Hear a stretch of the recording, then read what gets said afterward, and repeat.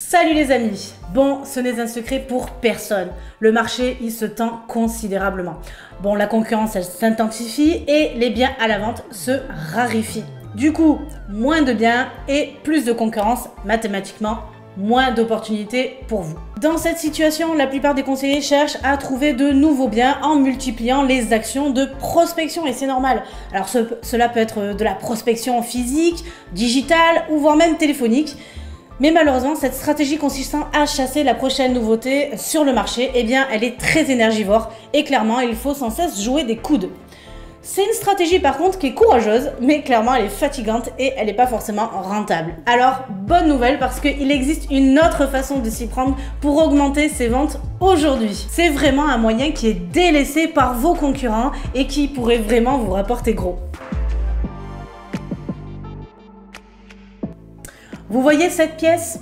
Eh bien, c'est le montant que Bernard Tapie a dû débourser pour racheter l'entreprise Terraillon qui était en faillite. Dans les années 80-90, Bernard Tapie était un homme d'affaires puissant et riche et voilà comment il a fait fortune. Bernard Tapie, aux commandes de son jet rutilant comme une ambulance, est accueilli comme le Messie.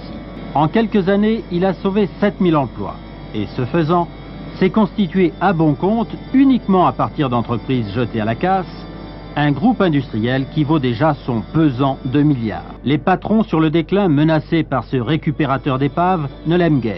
Mais il est incontestable qu'il a le génie du management. Il a racheté des entreprises dont personne ne voulait. Des entreprises qui lui ont valu des succès entrepreneuriaux autant improbables et incroyables et qui ont fait dire autant aux journalistes d'ailleurs qu'à ses concurrents a posteriori qu'il avait un don pour flairer les bonnes affaires comme pour l'entreprise Terraillon qu'il d'ailleurs revendra finalement à 33 millions de francs. Oh my God!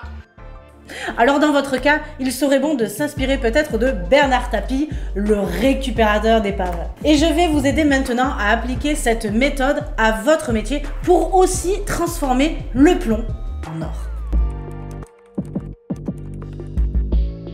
À la manière de Bernard Tapie, les épaves, les biens cramés, eh bien ce n'est pas du tout ce qui doit manquer sur votre marché. Et c'est sur ça que vous devez vous concentrer. Alors l'objectif, ça va pas être de faire le tour de tous les biens qui ne se vendent pas depuis des mois. Non, l'objectif là, ça va vraiment être de cibler méthodiquement. De cibler les biens avec le plus de chances de se vendre et que clairement vos concurrents ont complètement délaissé. Et pour ça, vous aurez juste besoin de votre ordinateur et surtout de vous poser les bonnes questions. Par exemple, quels sont les biens qui sont dans la typologie de biens que je vends habituellement? Si vous ne ciblez pas spécifiquement une typologie de biens, je vous conseille d'ailleurs d'aller voir cette vidéo pour gagner considérablement en efficacité. Ensuite, vous pouvez aussi trier ces biens cramés en fonction de leurs caractéristiques. Évidemment, bien à savoir, le bien est-il un bien demandé et pas au prix? Est-ce que ce bien est un bien non demandé mais au prix? Vous pouvez aussi vous poser la question, est-ce que ce bien est demandé et pas au prix? Cela vous permettra vraiment de hiérarchiser en évaluant ainsi le niveau d'opportunité de chaque bien. Et pour finir, eh bien, demandez-vous aussi quand même, selon vous, pourquoi ce bien ne s'est pas vendu? Est-ce qu'il s'est passé quelque chose durant la commercialisation? Qu'est-ce que vous voyez peut-être d'anormal? Et où vous pourriez-vous apporter une plus-value? Ce travail-là, eh bien, il est important pour ne pas vous éparpiller, pour ne pas perdre de temps sur des biens qui clairement n'en vaudront pas le coup. Une fois que vous avez identifié les meilleures opportunités parmi ces biens cramés, eh bien, c'est avec le vendeur que vous allez devoir finir cet état des lieux avant évidemment de vous lancer et de prendre le mandat. Comme on dit souvent avec Julien, tous les mandats ne sont pas bons à prendre. Là, par votre questionnement, lors de la découverte, vous allez devoir évaluer votre vendeur.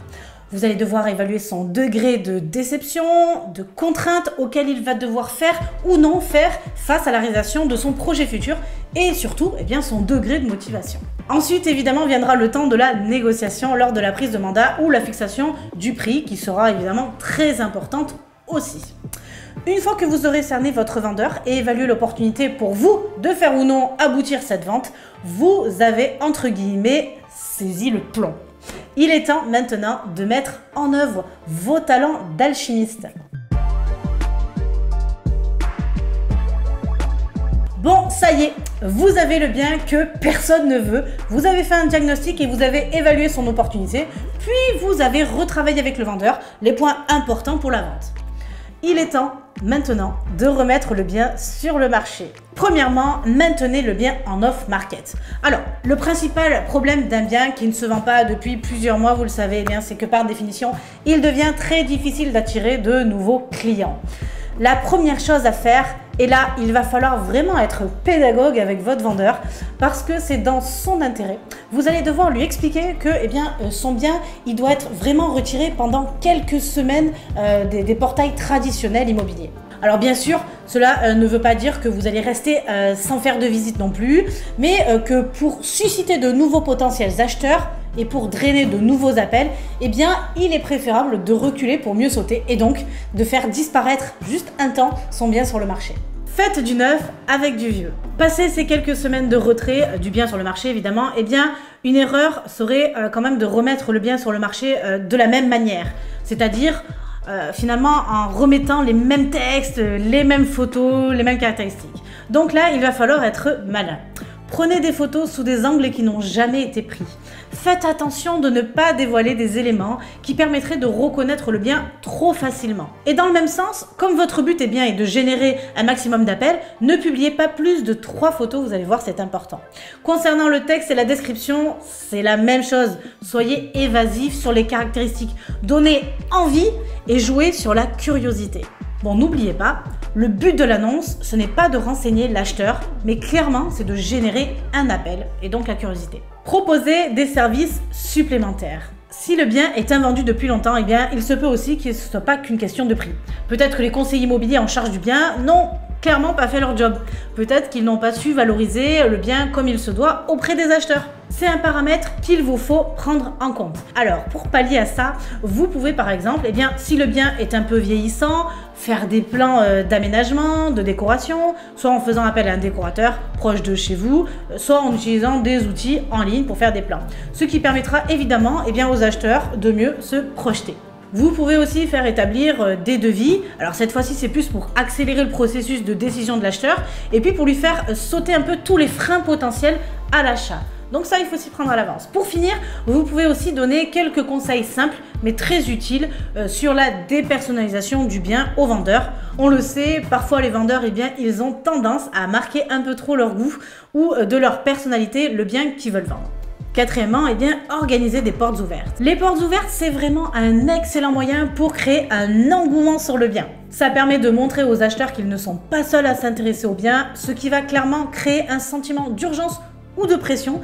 Et ça, quoi qu'on en dise, c'est toujours bon pour les ventes. C'est également aussi les portes ouvertes un excellent moyen pour gagner du temps. En mutualisant les visites, vous allez augmenter vos chances de vendre plus rapidement. Et c'est bien le but de tout ce que l'on vient de voir jusqu'à présent, saisir des opportunités sous-estimées par vos concurrents pour vendre davantage. Mais pour obtenir ces biens, encore faut-il arriver à obtenir des rendez-vous avec des vendeurs.